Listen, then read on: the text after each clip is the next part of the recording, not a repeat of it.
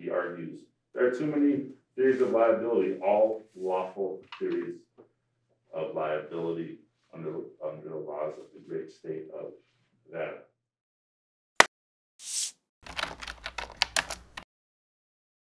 Your Honor, the burden here, of course, is the state, and everybody in this room is well aware, is slight or marginal evidence that a crime was committed and that my client committed it. In order to show slight or marginal evidence of crime, you have to have elements. One of the critical elements of all of these crimes has not been shown by the state, and we'll go backwards with the counts and go in that direction. With regard to count number 7, this says that within the county of Washoe and or Carson City, state of Nevada, there was absolutely no evidence of anything taking place with regard to count 7. This involved the PERS. We had the very nice lady from PERS come up and indicate that she was in Carson City, that allegedly somebody identifying themselves as Mr. Hillygus was in Carson City or presented something in Carson City, and that those incidents took place, and at the time the addresses and everything else contained words Dayton on them, which we all know is in Lyon County. So there is absolutely no proof of any kind that count number 7 took place in Washoe County, Nevada. And because of that, it has to be not bound over and dismissed by this court. Additionally, Judge, with regard to count number 7 and other counts as we go through today, at no point did anybody on the witness stand point their finger at my client and say that my client was identified as the person being Roger Hillygus within this case. At no point did the recipient witness for this incident, this time, which occurred on or about July 26th, apparently, of 2019, at no point did that person point at my client and identify him as the alleged perpetrator of this offense. Without ID and without jurisdiction, you cannot bind over. So count 7, absolutely 100% cannot be bound over. We turn now to count number 6, which is the presentation of documents to Jared Russell or Ken Admonson that purported to be an actual judgment. Mr. Admonson did identify my client. However, neither Mr. Admonson or Mr. Russell stated that their business was located in Washoe County, Nevada, and that any of those actions took place in Washoe County, Nevada. At no point was jurisdiction proved with regard to count number 6. No address was provided, no location was provided, no testimony at all of any kind was provided, giving this court the subject matter jurisdiction that is required to bind over my client. So count number 6 also must be dismissed on that grounds. Additionally, Judge, I go to, again, this court talked about the admissibility versus the weight. The state always likes to talk about slight or marginal. I'm sure you will hear slight or marginal multiple times during the course of the presentation from Mr. Stege. I always like to talk about evidence. It has to be admissible. It has to be evidence. It has to be correct. When you have documents that are continuously introduced by the state that are not certified, not given to anybody, and in the case that was brought up before us, only certain documents are remembered, but we're pretty sure that was the packet, and I'm pretty sure that that's what I sent out. That does not meet the evidentiary requirement of evidence that is necessary even to bind somebody over. And what is really shocking to me in this, Judge, is that these are incredibly easy things to do. We're not talking about a case that's coming to you 15 days. We're not talking to you about some hurry. This case has been pending for 2 years. And you can't get a certificate from a custodian of records. You can't get a stamp. You can't get somebody to say that what was in front of this court is in the file of the state agency or of the facility or of the real estate company. You can admit that evidence, Judge, but I would strongly suggest to the court that you do not give it the weight necessary to constitute a bind over. So on the jurisdictional grounds in count 6 and count 7, and related to the weight of the evidence in count 6 and count 7, I would ask that the court not bind over. With regards to count number 5, this one involves the service of legal process on cause documents to be filed with the 2nd Judicial District Court. And then it says, with the intent to induce the court and or the parties to submit to the putative authority of the document or take an action or refrain from an action. Now let's break down this statute, and obviously, Judge, some of this will apply to count 6 and 7 and count 4 as well. But let's break down this statute. First of all, this is a specific intent statute. Clearly, because it's my client's intent that is being called into question. So on this charge, with regards to his intent, and may I add, Judge, there's been nothing proven in this charge with regard to jurisdiction or identification of my client as being the one who filed those documents or did anything with those documents. All we know is that they were e-filed. Nobody came in from the clerk's office to talk about an e-filing. Nobody came in from the clerk's office to talk about when it was filed. Nobody from the Second Judicial District Court came in and talked about how they were induced or whatever is being talked about here. And most importantly, again, with the exception of one document that came from somewhere, I can't remember even which document was introduced, they're not certified copies. And again, Judge, we're 2 years into this. The district attorney's office is across the street from the place that can get the certified copies of what was ever filed and whatever they're talking about. No, by the way, it talks about very specific documents, and none of them, to my knowledge, were introduced with any sort of stamp on them or anything else. It's just a random filing. Getting back to the specific intent. It says that with the intent to induce the court and or the parties to submit to the putative authority of the court. Where is that intent shown by the mere filing of those documents? And may I add, Judge, each one of those documents had a cover sheet on it. It was validly filed. It was not rejected by the court. It was not thrown out by the court. It was not in any way, shape, or form found to be an invalid pleading or rejected for filing. He was a litigant in a civil case, and he filed something with the court with a cover sheet with proper case number and everything else on it. How can the state then argue that the requisite delivering a simulated legal document? He put a cover sheet on it. He filed it with the court. That would appear to make it valid. Whether or not it's legally valid is a determination to be made by the court. But there's nothing false or fraudulent. And may I add, Judge, if you read the language of the statute, which is quite clear, it doesn't say. I just need to make sure that I'm not going to speak out of school because that's entirely possible.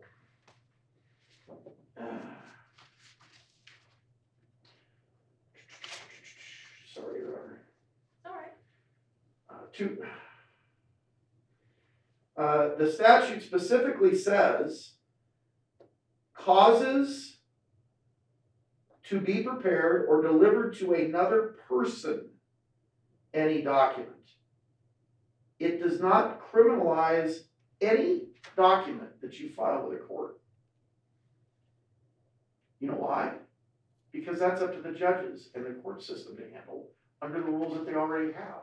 This statute talks about deliver to another person any document that simulates a summons. Count number 5 only deals with what has been done with the Second Judicial District Court. And at no point did any other party come in and say they've received the document.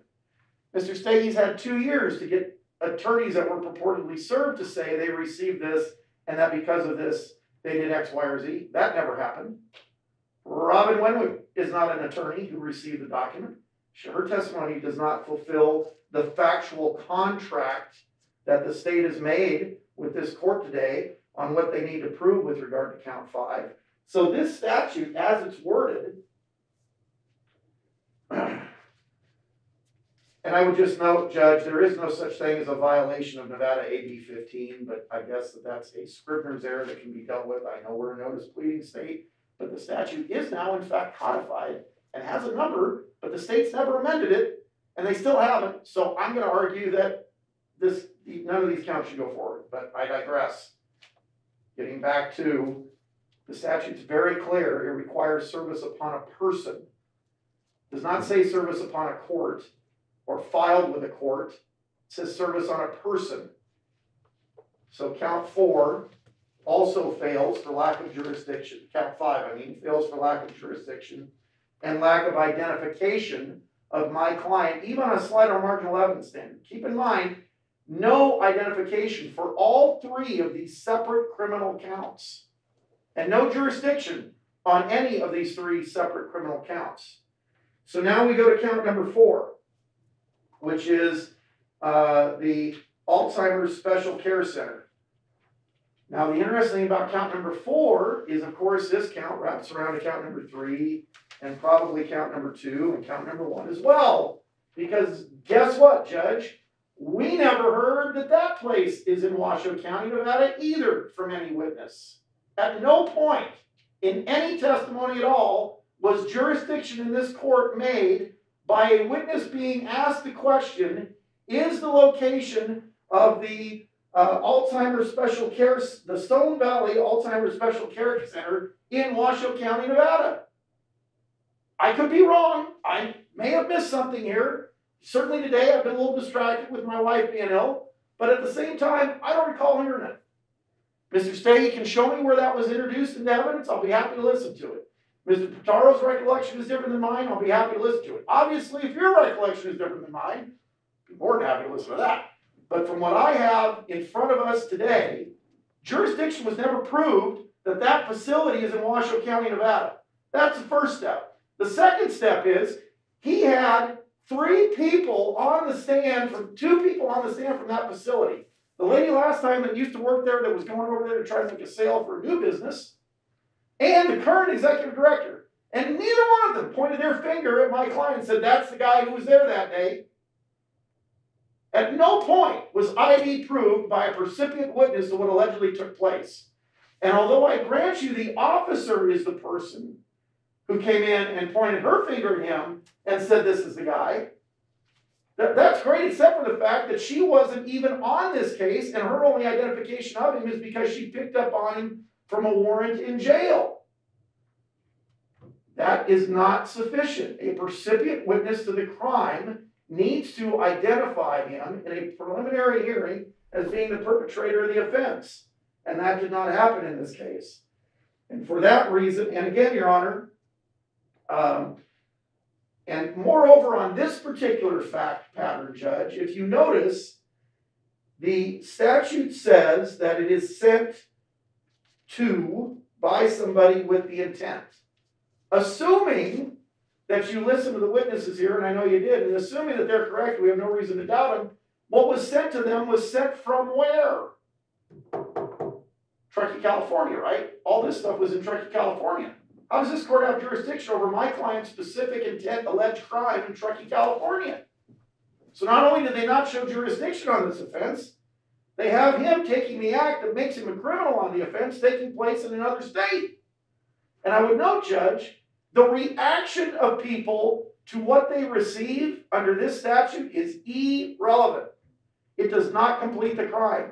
It is solely a statute based upon the alleged intent of the perpetrator and their purpose in sending out these alleged false documents, which apparently, for this charge and for the others, as stated multiple times by the witness today, were court-filed documents. As the witness said, Stewart was talking about court-filed documents, he was talking about court-filed documents. She used the term court-filed documents, court-filed documents, court-filed documents. There is nothing in that statute that criminalizes the filing of a document with the court. Once it was filed with the Second Judicial District Court with a cover sheet on it, he can present that to whoever he wants. It's not indicating, it's only indicating it was filed with the court. That does not mean he had the specific intent to violate the Second Judicial District. And again, Judge, we have argues on jurisdiction and the other matters. Getting over to count 3, again, Your Honor, there's no jurisdiction for 6155 Stone Valley Drive being in Washoe County, Nevada, not presented by any evidence, by any testimony that I am aware of. And then you have an absolute mess of a charging document. I'd like to know exactly in this mess what my client is being charged with, and I am sure that it is not lost upon Mr. Pitaro, what his client is being charged with. First of all, we have that, and you get to they took her with the intent to keep the victim secretly imprisoned within the state. Any evidence of that? Any evidence that my client secretly intended, specific intent, again, crime, to keep the victim secretly imprisoned within the state? Well, we know that that's not the case because he called the facility and said where he was. Then it says, and of course you have the testimony of the officer that he was found out of state. And then it says, or for the purpose of conveying the victim out of state without authority of law or with the intent to detain the victim against her will. You know what you don't have introduced in this court today, Judge? Guardianship papers. You don't have anything at all from the Second Judicial District by way of a guardianship filing or orders that indicates what the actual status of this person was, of Susan Hillygus was, on August 8th of 2019. So they have to show by slight or marginal evidence it was without the authority of law or with the intent to detain the victim against her will. Well, there's no evidence that the victim was detained against her will, and there's no competent evidence before this court by way of documents, by way of court orders, by way of necessary proof that it was against the authority of the law. But then it says that Mr. Hillygus and Mr. Handte did enter 6155 Stone Valley Drive in Washoe County, which was never proven or testified by a witness, and therein seize, take, carry away, inveigle. Never sure if that's inveigle or inveigle. I think it's inveigle. Inveigle. Inveigle. Thank you very much. Inveigle, or kidnap this person of Susan Hillygus without authority of the law. And again, it talks about the authority of the law. The said defendants being responsible by more of the following principles, to wit: directly committing the acts, pursuant to a conspiracy to commit the act, or aiding, abetting, counseling, encouraging, commanding, or procuring each other in the commitment of the crime. And then, I'll be darned, Mr. Pitaro talked about, it's a major part of their case that they went out and falsified the document in there. It says, visitors log or sign in under the guise of visiting a residence, one or more of them. Well, that didn't happen. Talked about the mistake made in that. Otherwise misinforming Stone Valley staff of their intentions. There's no evidence of that. And it says, then escorted Susan Hillygus from the facility.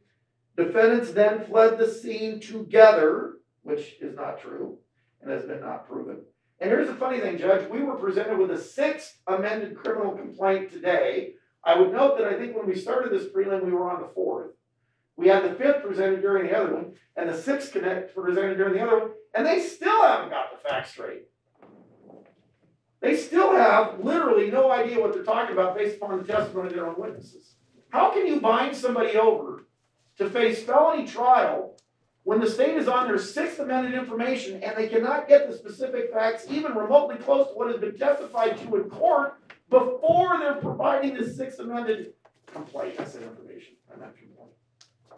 It's just, it's awful. So between the no jurisdiction, between the awful way that it's worded, and between all of the deficiencies in the evidence that I've already discussed with regard to that count has to go away. Then you have a burglary,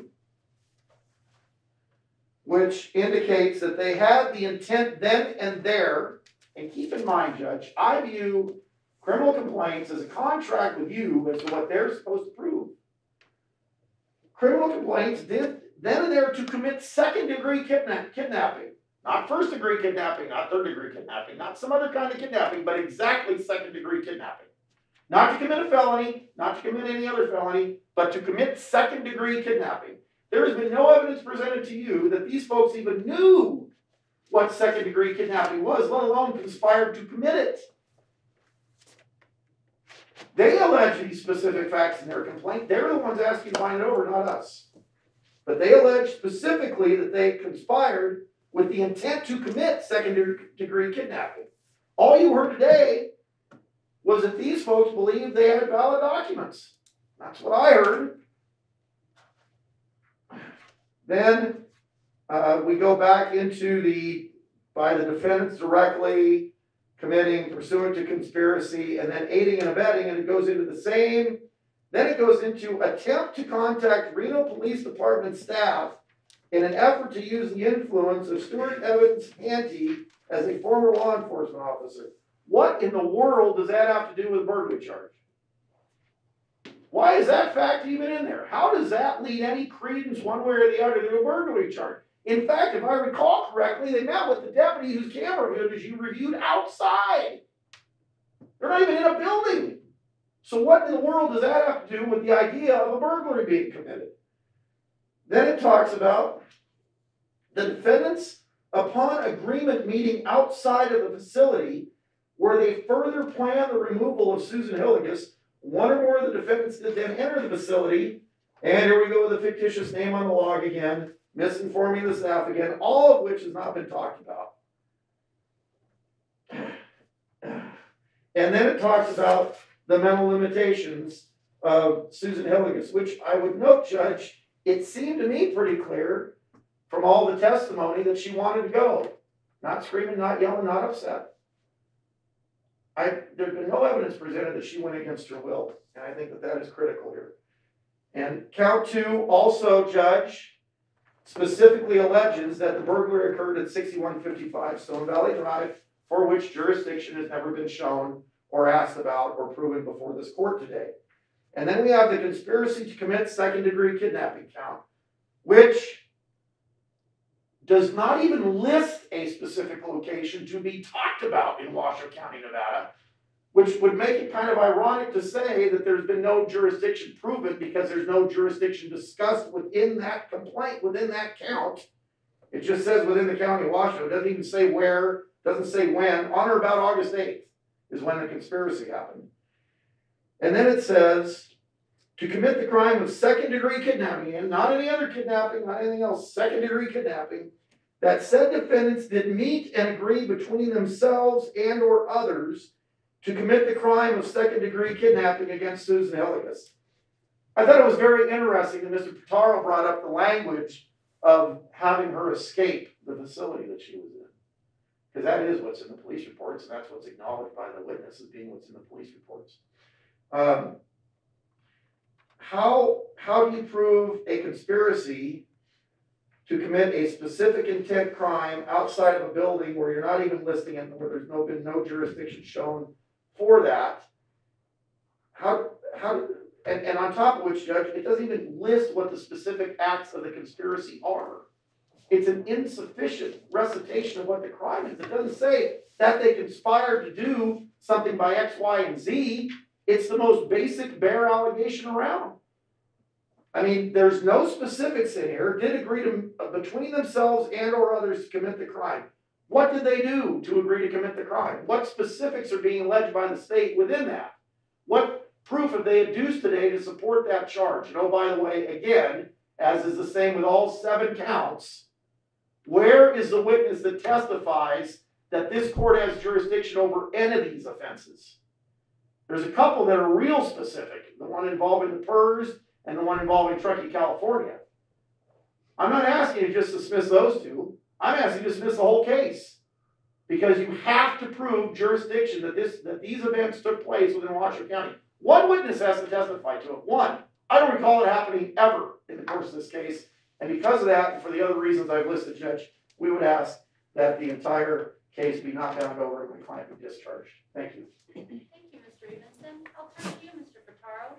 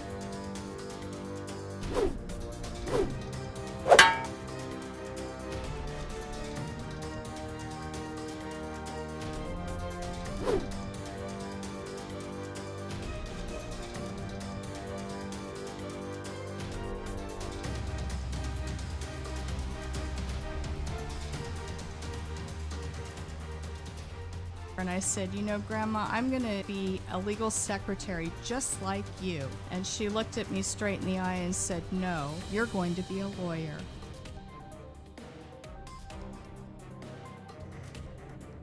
One of the issues that the court system has is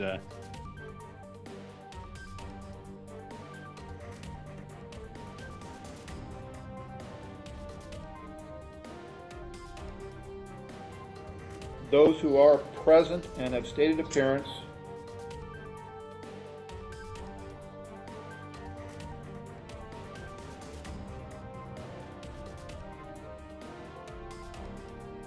the defendants will be enjoined from using them any further.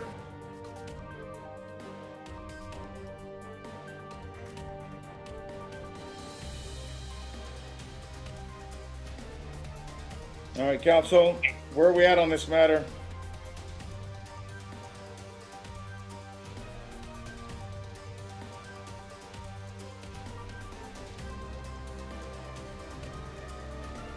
There was not a lot of detail about the attempted service.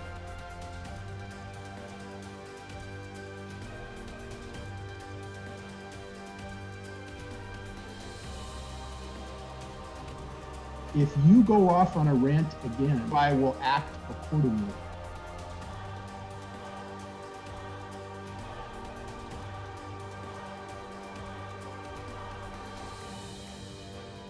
So this is a status check on discovery scheduling.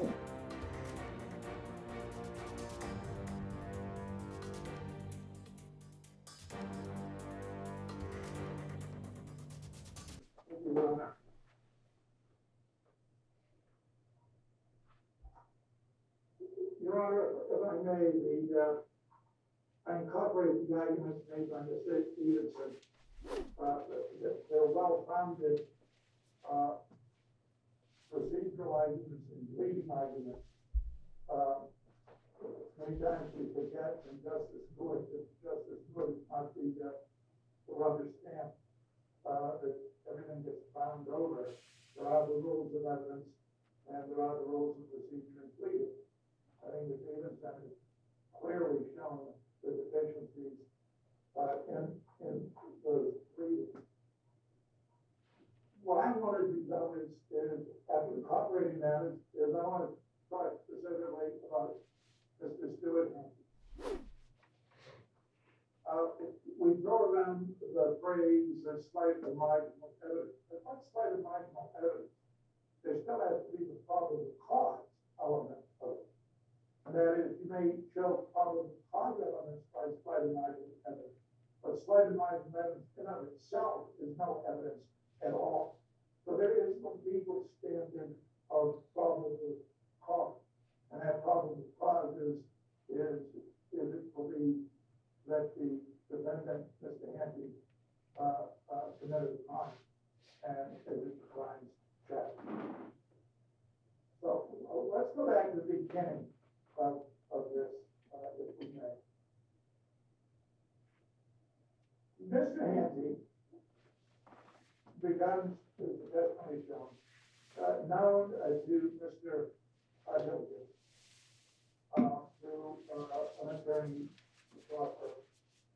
And based on that, they get to talking.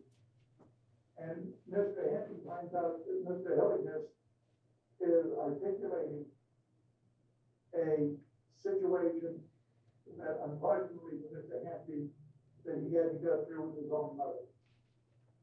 And that is the issue of nursing home care. I don't think any of us need to go through the sad history of nursing home care in the past year and a half with COVID pandemic.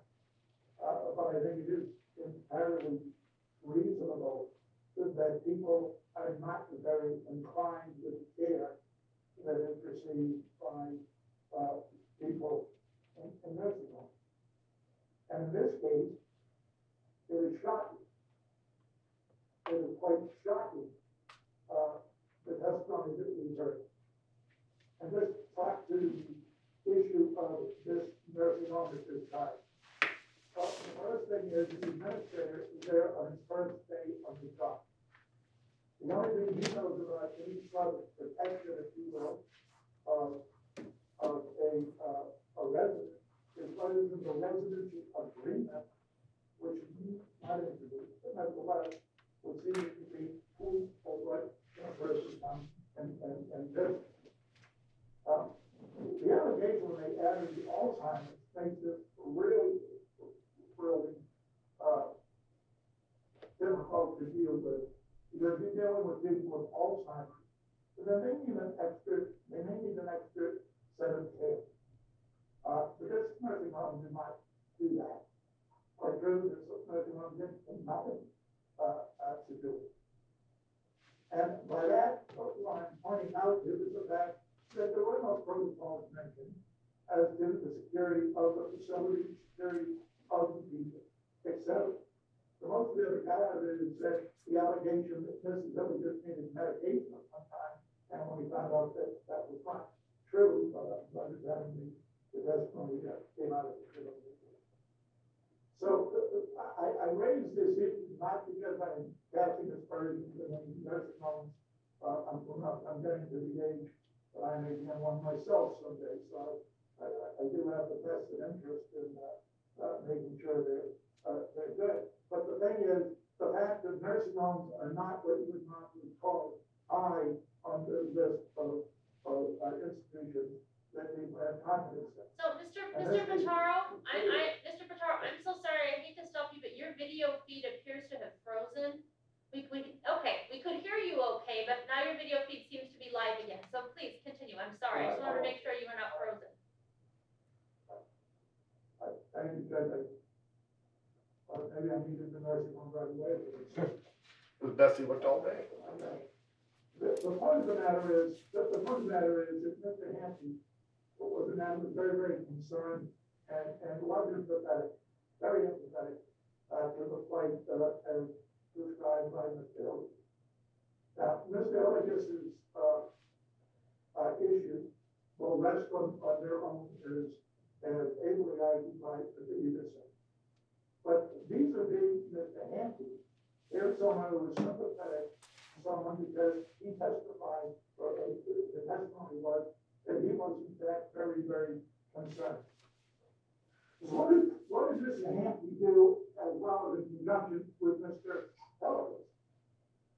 They did not go to a facility and extricate her, break in, whatever. We now know the deceit was about later. Was non-existent, and it was just an absolute fiasco by the Reno Police Department, finding out 2 years later that their allegations and their assertions that had been through this whole case were wrong. But what Mr. Handte does is he gets with Mr. Hillygus and he attempts to set up a meeting with the Reno Police Department so that Mr. Hillygus can go down and show his documents to the Reno Police Department and seek their aid in extricating his mother from what he considers to be a horrible situation. And in fact, between Mr. Handte and Mr. Hillygus, they in fact go down to the Reno Police Department. Mr. Handte doesn't go, but Mr. Griffith does, and Mr. Hillygus. Now, the court has said that you would listen to Mr. Sergeant Hannigan's video. So it is pretty clear what Mr. Hillygus was in fact trying to do. He was trying to get the Reno Police Department to aid him in the execution of what he considered to be a valid audit. He would not have gone down there and offered to do this if he thought he was giving them a phony. He would not have gone down and done this if he didn't think he had basis. He would not have gone down and tried to commit a crime by implicating the Reno Police Department. He, in fact, goes down and says, I need your help. Now, most citizens, when they go to the police, they want their help. You don't go to the police and seek their help to violate the law. You go to the police to seek to follow the law. And that is set up and the villages followed through. And you have heard that state, that interview process. And what came out of that process? What came out of that process was the villages said, I have valid reason to get my mother out of there. I believe I have a valid order. And I'm asking you, Reno Police Department, to help. And what is the response of the Reno Police Department? Did they say if you go there it's a crime? No. What they said was it is a civil matter that you have to deal with on your own. The involvement of the Reno Police Department will not be used to help you effectuate your own. Now think of it. An individual goes down and says, I need help, and the police say, we don't give you that type of help. It's not a criminal matter. Go do it yourself. Or then let's go out and talk to them and I'll see how things are. Because now I'm going out and talking to Stone Valley nursing home at that time would have been meaningless because the person who died has no clue what is happening. Or this is first day on the job. By the time he had to do part of the full day's work. But Mr. Handte shows his intent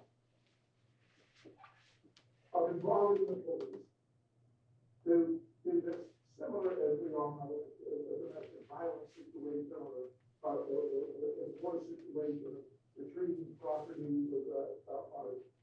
But this seems a little more serious. That's why they're going to such an effort to do it. And they go down and they're turned away. But not unless you turn away and say, don't do it. You turn away, go do it yourself. It is not criminal. It is civil. Now, Mr. Handte was involved in that process. He was the instigator of it. Mr. Hillygus followed through. Now, Mr. Handte had said that he was allowed with them just to make sure that everything went well. That is not the actions of a criminal. That is the action of an empathetic person who recognizes the plight of another human being and judging their life. It's not I'm saying this, what I'm saying is that is the reality of life when you're dealing with a person's mother. And it is clear that Mr. Hillygus loved his mother. And it's clear that Mr. Handte loved his mother. And they tried to do the right thing. And so the first falling down in this wasn't actually the police department. They say, well, we didn't have jurisdiction, we didn't have this, we didn't have that. That's all well and good. But these people went down, sought their help, and then they fall. Now, during this, after this happened, and I think this is very important concerning Mr. Handte, there was a testimony by a captain of Handte North that he didn't, he cast aspersions on the sincerity of Mr. Hillygus. I don't want to go with it. The name was misplaced, in other words, as he did. But my examination, I asked him specifically, did you have those feelings? Did you think that Mr. Handte was sincere? And he said, yes. Because I think it was involved because of the plight of his own mother that was weighing upon him. And he said that Mr. Handte did raise the issue that there may be something improper going on based on what Mr. Hillygus was up. And he said that he in fact did. If you remember on a direct examination, he said, oh no, don't ever mention any criminal charges to the prosecutor. And yet a cross-examination, no, wait a minute. When you showed him the statements that were made, he said, yes, as far as Mr. Handte, you get this stuff that way. And all I told him was, look, Stu, you know, maybe you don't want to get involved in this. This is something we just leave it alone. So, one can say, well, obviously, you sort of got involved in it now, but at least at the time, it was not a situation. If you do this, you are going to be committing a crime act. It was, if you want to get involved, if you want to do this or that, this is what he told us. The guy not himself out of himself. Well, Stu Handte's not that type of guy. He's not that type of guy. And when we listened to the commander, it became loud and clear he was sincere, he was concerned, and he was empathetic. And he did not have any indication that what he was doing was wrong. Quite the contrary. It was the usual, yeah, don't get involved, let someone else worry about it. So, like the Bond Society, like the other guys, they just don't involve themselves. And so he does get involved. And he says, I'll go out there with you, after he's asked. He's not asked whether he kidnapped anyone. He's asked to go out there while Mr. Hill here, based upon the statements of being in a civil matter, was going out there to get his mother when he thought he had the right to do it. I don't think there's any doubt of that. I mean, he was a lot of time evidence spent to do what he did and get the position. And if the Handte looked at it, if the highway patrol, he's not an attorney, but he looked at it and he said, and he did. I think they were good. I think he was right. I think he had the right. He convinced me that he had the right. So I said I'd go there and be there with a to observe. That's what he does. And so he goes out there, Mr. Handte does, Mr. Hillygus, and Mr. Griffin. Mr. Griffin, I think, been very important one week here. Because when we see what Mr. Hillygus was doing with Mr. Griffin prior to this, he was going out and making copies of these documents so that he could have them to substantiate his position.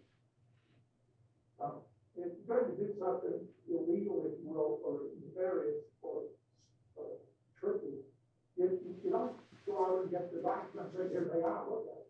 Like you told the Reno police department, look at them, and the client is indicated. He chose the Handte, who did look at them, and was sufficiently convinced that he had received this to go out and do. And when he was out there, he looked at them again. Now, when they're out there, of course, Mr. Griffin is there.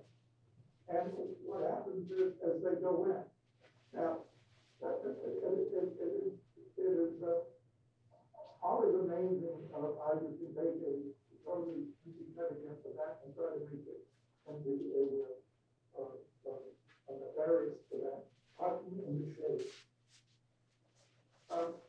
President Benjamin finally had a drug out there on the stage, Stewart, he looked at the documents and then everyone did. When they went in, what did they do? And this is where this whole thing is just such a nightmare for Mr. Handte. When they went in, they went to the front desk. And Mr. Handte, as you heard in evidence, signed in. He said he signed into it. I assume he was supposed to. That's in the exhibit of the case. And he signs in, and how does he sign? Susan, Stu, and Doug. Now, there was no requirement at all at Stone Valley that anyone had to do anything. There was, in fact, no direction for Mr. Handte or Mr. Hillygus to sign. Mr. Handte said he signed in because it seemed like the thing to do to sign in. There's no testimony that any employee of the nursing home required it. As a matter of fact, the testimony seems to be the contrary, that they didn't. According to the brand new administrator, well, if you knew who the people were, then it was okay. Except there's no testimony here at all that is entirely contrary, that anyone out there knew Mr. Handte to say, oh, okay, you are allowed to go in. And the reason I say that, and it's Mr. Hillygus, the same thing is because it goes to their intent. They were not deceiving. They were not going in to deceive, to go see Alice. I mean, that is the most remarkable thing that we have out of it. Is that the 2 years, the lead detectives believe that Stewart Handte did not sign in the name Susan or Susie, but signed in Alice, which she had to admit now, 2 years later, was not true. She had to admit that for 2 years, she believed that Stu did not sign his own name, which she now knows 2 years later understands she had to admit she was wrong. And 3, the issue of Gus. And the issue of Gus is even more remarkable because she is the one who insisted, as we testified, as we brought out, that she's going to bring them the text message saying, of course you knew Gus was Mr. Hillygus. Now it's exactly the opposite. Oh, you must not have known that Gus is Gus, especially when he sends you emails and signs them Gus. But so we had that for 2 years. This case is proceeded on that assumption that it was the deceit and the injury. And we now know that there wasn't. Now, when we look at what happens when they get in there, it is this issue of Alex, which is, the true red herring on this thing, because poor Alex has nothing to do with Mr. Handte or Mr. Hillygus.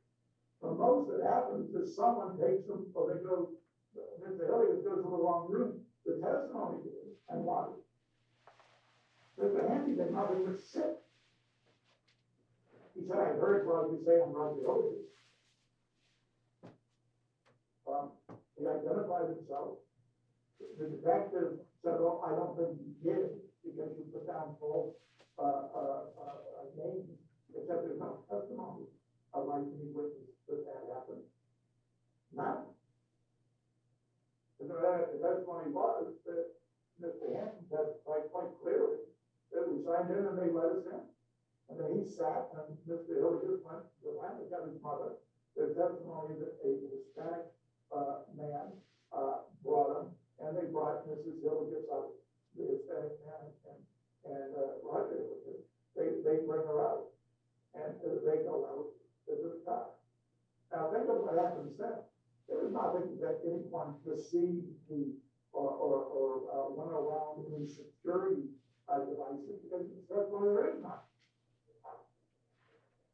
There was no identification to say you shouldn't be here.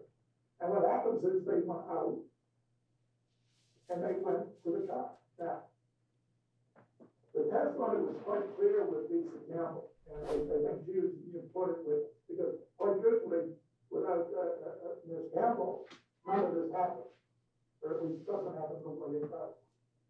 It just so happens that she is standing outside with Mr. Taylor. And she testifies that if she is outside standing with Mr. Taylor, Mr. Hillygus and his mother comes out, and there's another man. That other man we assume, not identified, but for purposes of this, was Mr. Handte. But the question was asked on direct, were they holding her and forcing her out? Words to that effect. On cross-examination, we went to the exact statement of Ms. Lisa Campbell concerning Mr. Handte. She said Mr. Handte never touched her. He didn't grab her or anything. What happens outside is the following. Lisa Campbell sees Mrs. Hillygus. She remembers her from years ago. She knows the daughter Robin. She has some slight familiarity with Mr. Hillygus. And she talks to her and says words to the effect, hi, Susan, how are you? And Susan was very upbeat and friendly and open. There was no distress. And I asked that one, did she appear to be distressed? And she said no. And I pointed out that 2 years ago, she said she wasn't distressed. The most she said was that the elderly lady had to walk a little fast to get up, and she said she was spry. Remember, she said that she never heard that she was spry. And she went out. And when Miss Campbell then turned to Mr. Taylor, Tom Taylor, who is, as we pointed out in the examination of Mr. Griffin, was acts and sort of supervisory thing. What does he say? Does he say, stop? You can't take her out of here. No, it's when Miss Campbell asks him, can they? He says, of course, the son, Mr. Hillygus, can take his mother out. It's her son. He can take her out to dinner if he wants. And that is the essence of what happened, is in Miss Campbell says, well, we gotta call Robin and find out. I'm not sure, because I remember some trouble 2 years ago when I was there. I mean, probably had nothing to do with Mr. Handte, of course. But nevertheless, that's what it is. So from those statements of Lisa Campbell, uncontroversial, introduced. And not controversial, definitely by Mr. Taylor, who they don't bring in.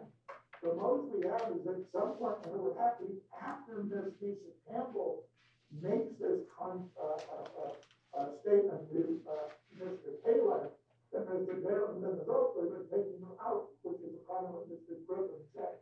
He is taking her out. He doesn't know who he is and doesn't know who she is. It's only until afterwards. And that, of course, quite truthfully, I mean, in reasonably, is given the very dispute between the sister and brother concerning the mother, that is the thing that's accepted in the motion, had nothing to do with Mr. Handte. Mr. Handte then goes outside again. He's outside, and what did he do? They walk to the top. I pointed out once again, and the testimony that was admitted by the court, over objection that never was submitted, it was the fact that the only statement really that came down by Mr. Griffin, Mr. Griffin went with Mr. Handte, was not so that there could be, what was that phrase, facilitate an escape. There was nothing in there. The case is not there, we know it's not there. And the detective actually meant that that was just a little self-aggrandizement of the case on her part. They had nothing to do with that. He took them to where his car was. Now, and we know that because now we go back to Mr. Griffin when he was called to testify by the state. He testified that he left his car there and Mr. Handte had given him a ride back, which he did. No big deal. So when we look at the facts and circumstances of this, we now have to look at what are the offenses. Burglary. In order to commit a burglary, you have to go into a structure, if you will, with an intent to commit a felony, which they allege is the kidnapping. The entry into Stone Valley has no indicia of anything dealing with any sort of illegality. As I said before, Mr. Hillygus is out there and asked Mr. Griffin, who was present with Roger Hamilton, and told him, well, it's a simple matter, well, basically take care of it yourself. Just be nice to the people out there, show them what's that. There's no intent by Mr. Handte to enter in with the intent to commit any sort of offense. Because when he's in there, he doesn't commit an offense. He does nothing. He just stands around. You know, it's like a bump on the wall, he just stands around, sits down, while this happens, and the man takes his mother out of the village. So the essence of the burglary is you have to have the intent when you enter the structure. There was no intent. The fact that Mr. Hillygus was planning on taking his mother home with him is a given. That's not a crime. It's not a crime by Mr. Handte. The fact that Mr. Handte said that Mr. Hillygus was going to take his mother home does not give any intent. Slight mindedness, there is no evidence concerning his legal entry. Where that illegal entry came out, the genesis of that was the misconception for 2 years by Detective Jenkins that they had fraudulently put down phony names and lies, which she admitted on cross-examination was not true, and she admitted she just realized it while on the stand here today 2 years ago. actually the essence of this criminality, comes in as the 5 minutes to this thing. So with Stewart Handte, basically, he goes out there, the guy does it, he told him to go to the cops, see if they'll help, they don't, he goes out, they get the mother, and what does he say? Where did the mother, what did he say his belief was? And his belief was that Roger said he's taking his mother home. And he knew where Roger's home was, and he told the detective that it was in Dayton. That's where I assume it was. And we know because of subsequent events with Commander Miller and other things, when they then asked Mr. Handte to see if he could get in touch with Mr. Hillygus and tried to do that, it came up, well, if it's not in Dayton, it's not there, then, well, he didn't mention that he had a brother, she had a brother someplace in California, that was the extent of that. But that wasn't aiding at the request of the police trying to help them do what they do. Now, I don't get me wrong, I'm not faulting the fact that the authorities were concerned. Obviously, one would be concerned with a lady and that they lose track of Mr. Hillygus at least for a period of time. But Mr. Hillygus does what? He sends the documents over. He makes the call. He makes the call based upon, I believe it is Mr. Handte, leaving a message, hey, because something's happening. You better straighten this out.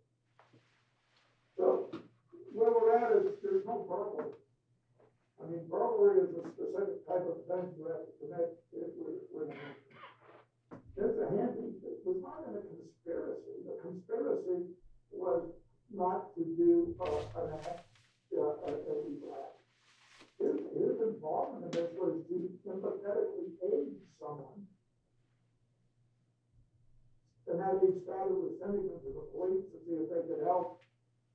Maybe overstating his ability to get the sheriff to, or the chief of police to engage, but nevertheless, that was the extent. And it was out of them, and they do this. So, the conspiracy doesn't exist. Of course, they went out, but it wasn't in a legal purpose. It wasn't to do a lawful act unlawfully. It wasn't to do an unlawful act at all. There was no discussion concerning names of that. There's a malelection, the fifth or sixth. I think we were just in the fifth. I don't think we added anything additional to added in the sixth of what it is. It wasn't a criminal even thing where you charged for principle. It wasn't a Pennington sort of situation where you were liable for the illegal acts of a co-conspirator that's within the scope and course of the conspiracy. We don't have the course and scope of the conspiracy to begin with. And so we don't have the conspiracy, because quite certainly there's a conspiracy that kicks into the kidnapping, not the other way around. The conspiracy with Mr. Handte is that the conspiracy, you're involved in the conspiracy to commit the kidnapping, therefore that's why you become liable as when they added their conspiracy allegation, even the vetting allegation. So where we're at legally on this is that there's nothing that Mr. Handte did that was illegal. Sure, in hindsight, should he have maybe thought a little more about it, maybe he wasn't so empathetic, maybe he was not so concerned about the welfare of the man he met, that he understood his pain, et cetera. Maybe, but not to take a guy to 30 years law enforcement, think they're criminal. We go through them, and let's say the documents that we detected. Now, we've been back and forth, and I apologize for the word that I appear to be critical. But the reality is, this is the state's case of introducing documents and bringing these issues up. And then they wanted to argue that no one knew what the hell they were doing. And we do agree on that. At least the first 2 years, no one knew what they were doing. Because their factual basis was totally incorrect. So Mr. Handte is not liable conspiracy or that, or the burglary. The burglary falls because there was no intent to commit the crime. The conspiracy falls because there was no conspiracy to commit the kidnapping. The kidnapping falls because there was no intent under the burglary and or the ultimate pleading under the conspiracy statute for offense attempt theory. So when we have that situation, what we really have is a situation of an unpleasant situation. It's unpleasant for Mr. Hillygus, it's unpleasant for his sister, it's definitely unpleasant for Mr. Handte. Now, I do want to go to the Alice issue. The Alice issue is, I say, an incredible issue too, because of Terry Griffin. Now, Terry Griffin is on the videotape with Sergeant Action. He is mentioned throughout this by Mr. Hillygus and his Davis police as well as Mr. Handte. And what is I don't want to be unkind, but when it would be that Mr. Griffin may not be the most sophisticated witness I've ever seen in the courtroom. I think his testimony was he had difficulty with some of the words, he had difficulty with some of the concepts. But what he did is he wrote a coherent story. And his coherent story was he was helping his friend, Mr. Hillygus. They went down and they did the Xeroxing. They were helping the police to repair on that. As a matter of fact, Mr. Griffin mentioned that Mr. Handte's name is in that. And he goes out, and what did he do? No, he really doing nothing. And finally goes in, and he is heard about Alice. This is not an Alice that Roger Hillygus responds to conviction. This is not an Alice that Stewart Handte responds to. Then Stewart doesn't even know Mr. Griffin. It is someone that he positively checks in, and what does he say happened? Is it while in the shade, where they learned, they parked in the shade, they thought, they went in, and Mr. Handte and Mr. Hillygus go in for Mrs. Hillygus. It's Mr. Griffin sort of trails off someplace and ultimately goes in, and as he says, is allowed access and does it, and he gets in there and he quickly becomes frightened. He becomes frightened because he's dealing with an Alzheimer's person and young, unsophisticated. I mean, those things can be unnerving, and it appears to unnerve him. But he signed in Alice, he signed his name, he signed in and he signed out. He didn't do anything wrong. As a matter of fact, the district attorney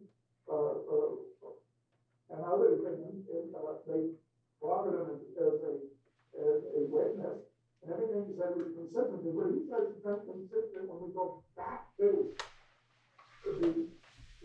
the mistake made at the initial outset of this case, and that is the Alice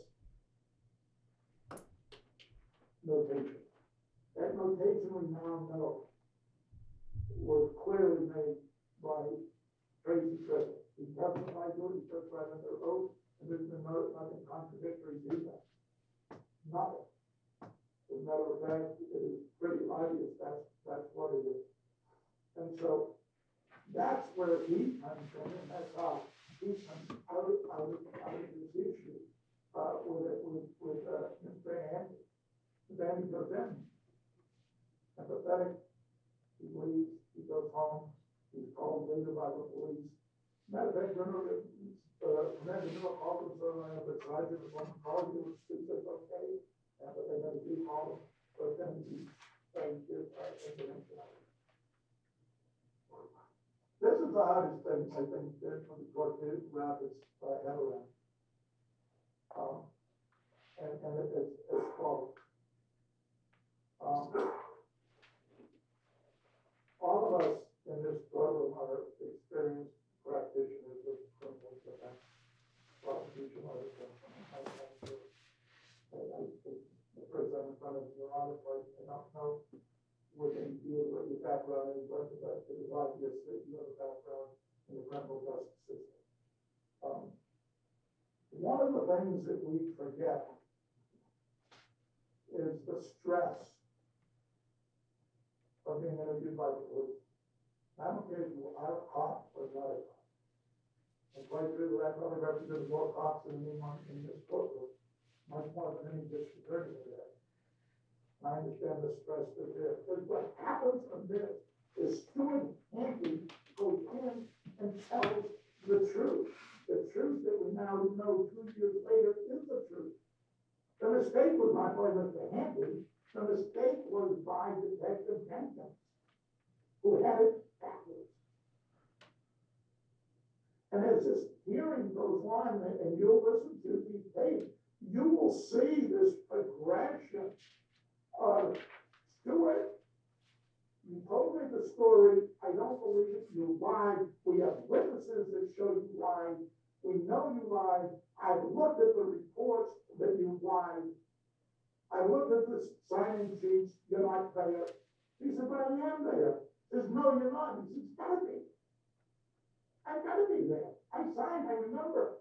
He said, well, if you have a mental defect, you might have forgotten. Remember, in the testimony, in the exhibit, the detective goes, then what? This isn't the new signing sheets there. We've got all the signing sheets we have from day one. And you are not telling the truth. But you want to get out of here. Good guy, still your next cop. You don't want to see your grandfather open this sort of thing. Yeah, what about well, maybe you did it that. By the time Stewart's story gets to the end, it is a total fabrication of what really happened.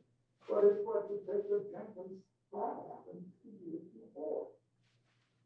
Detective Jenkins, as I pointed out, I did not say that she was making this up. She believed it. She believed that Stewart didn't sign anything. Now she knows he did. She believed that Susie was never mentioned. Now she knows he did. She didn't believe that Gus was there. Now she knows she did. And so what I'm saying is Stewart is trying to execute whatever. If you don't believe my truth, then I guess I have to tell you your truth. And that is really what it is. And that does go to the credibility. If you listen to those three things, you will see that progression. You will see that progression. And it starts with Detective Jenkins calling Mr. Stewart a liar for telling the truth. That is the essence, and that's how this whole thing is gone. So where we are with Mr. Handte. He did not engage in conspiracy. He did not engage to do a lawful act with others. He did not commit burglary, did not enter with intent to commit kidnapping. And he definitely did not kidnap anyone. He made no effort one way or the other other than walking in and walking out and giving Mr. Pitaro a ride back to his car. That really was his involvement. He did sign it. He did sign his name. He did ask the Susan. That's true. He did look like that. That's true. You know, he's like this, you know, Stewart and Susan. And the last thing with it, especially with the signing sheet, was the last part of the state's presentation on redirect by trying to point out that, wait a minute, there's another Susan, and therefore one must assume this other Susan name was somehow put down there improperly by Handte and on this Hillygus. And yet, when I asked the detective directly, obviously Mr. Handte wasn't there on the 7th, so rather than signing in to see her mother, doesn't implicate either of these individuals. And secondly, rather than signing in the day of the situation, or truthfully, had nothing to do with Mr. Handte that. And I asked, you're not telling the court that you think that these two entries somehow implicate Mr. Handte or Mr. Hillygus in some sort of fraud or deceit on the part of the nursing home. And I gave her credit. She said, no, I don't want the court to turn back to those who have nothing to do with this fraud. And so that's what we're right here. And, you know, it's not for any judge, I understand that, to take free money. I was talking about what time enough of them.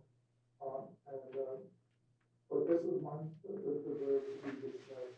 Not only for the technical and procedural reasons that was made by Mr. Evenson, as well as the fact that everybody knows that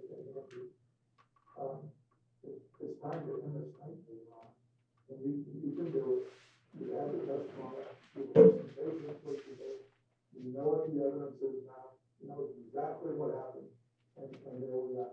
Stewart and Henry should be discharged, and I ask this court to discharge from these charges. Thank you. Thank you, Mr. Pitaro. I'll turn to you, Mr. Stege. Thank you, Your Honor. This all flows from the defendant, Mr.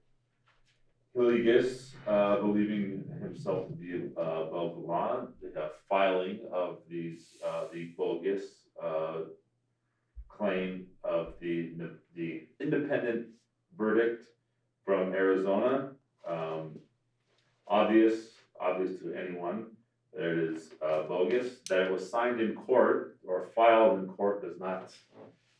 That's the reason he filed in court, to give the imprimatur, if you will, of validity, or the aspirational claim of validity. So that he filed in court so that others might believe it, including, as to that count, the people it was filed on, a thing that is well known and obvious even from the pleadings themselves. So I'll begin in Mr. Evenson's order.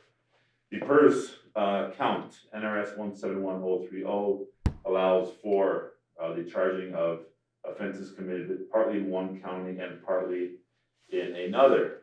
In this instance, flowing from the filing of the document that was served on or sent to the PERS folks in Carson City, was one of the documents filed in the Washoe County District Court. As to the real estate count, again, same argument applies. The condition precedent for the serving of those documents occurred also in Washoe County in the Second Judicial District Court. I also believe that Robert Renwick indicated that the office was in Reno. As to the question of, well, the District Court one, I think that's clear. There's the whole purpose, sort of the Mr. Hillygus yearned for validity, yearned, and sort of in his own words, for after getting repeatedly chastised and repeatedly losing in court, in the words of Ms. Renwick, his sister, and his own words in his interview, came to falsely believe that the court was corrupt, and so he thought he wanted the imprimatur, if you will, of validity filing the documents. Yes, no clerk was, the district court was filed irrelevant, not required. Ms. Renwick testified about the progeny of those documents. She also testified about the status of the guardianship, etc. Is the case, that being that her brother and her brother could visit at the place, but as the guardians had physical custody of their mother, which was placing her in the home. Leading up, I think, to the, let's talk about counts 1, 2, and 3. The conspiracy occurs outside at a minimum, if not before, when we have Handte contacting Deputy Chief Robinson, as well as Mr. Hillygus going earlier that day and saying, hey, I talked to my buddy Stu, you know my buddy Stu. This is transparently so that Mr. Handte is trying to leverage his experience or former experience as a law enforcement officer against the police department. Now it is, this is part of a theme that we hear in some of the arguments, which is it's never the defendant's fault, right? It's the police's fault for, they say, hey, do not do this, do not do this. That is turned on its head as saying, oh, they didn't help him. They helped him by saying, do not do this. Detective Handte or Sergeant Handte says, do not do this. Here's what you do. You go in there and say, here's these documents, and get them to help you out. Civil matter, civil matter, civil matter. Instead, self-help is resorted to on this motive of the courts are corrupt. It's really dangerous, and in fact, that is the thrust of this law, which is trying to convince people with things that look legit that are not. And in fact, this is not, as evidenced by the documents. It is claimed that no one testified, and a big part of Mr. Handte's, Mr. Hillygus' argument is no one said it was in Washoe County. Detective Jenkins did exactly that in her testimony in Stone Valley. I object, Your Honor, that was never testified to by that detective as to the jurisdiction of that facility being in Washoe County. Those words did not come out of her mouth. And I challenge Mr. Stege to say when she said it. Well, I am accepting Mr. Evenson's offer during his arguments to say that if I am wrong, he is happy to be pointed out. So here I am pointing him out, and again, the court can do the same. But as to, so the conspiracy starts at a minimum there, continues outside of the home and the parking lot at a minimum. That is where Mr. Handte, for example, learns that of the trespass that Mr. Hillygus states he has been previously trespassed. I think Hillygus adopts later in his interview, or states in his interview, yes, he has been trespassed. The discussion of the need for the seat to go in there. Going in there under that guise is a burglary, going in there to deceive and or take Mrs. Hillygus with the bogus documents that troublesome for them. Apparently they went out and made copies, but did not serve or take said copies into the residence or the home because they were bogus. They then sent them later with, again, these things look real, but are, in fact are not wanting to risk showing them in the first instance in the same way they didn't show Detective Hannafin or mail them to the police department or show them to the police department because knowing they are bogus. So from the burglary flows the remaining count, the kidnapping count that Mr. Evenson argues, oh, it's the 6th amended. There can be, under our law, an infinite number of amended criminal complaints. He argues there are too many theories of liability, all lawful theories of liability under the laws of the great state of Nevada. The law is you do not need to show in an aiding and abetting or conspiracy which defendant actually committed the act of which did not.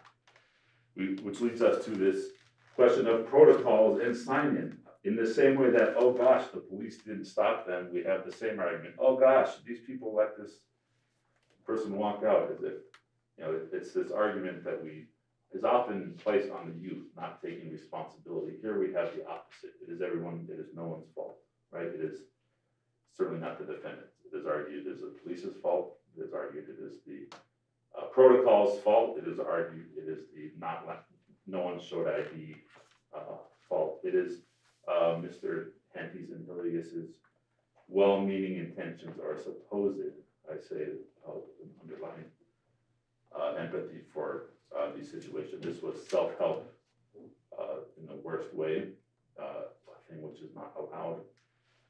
As refuted all over the place by the evidence. Would, or if Mr. Hillygus or Mr. Handte were so concerned about Mrs. Hillygus, a debilitated, unfortunately, person, by the testimony, they did the opposite. Right? She was kidnapped out of that facility and taken out of state. As a result, Your Honor, all charges should be bound over, and I thank you for your time and patience. Thank you, counsel. We've heard approximately 2 days of testimony and argument. At this point, it's nearing 7 p.m. I would like to take the opportunity to review all the admitted exhibits in this case, and I will issue a written ruling shortly. Thank you. Very good, Your Honor. Thank you. All rise.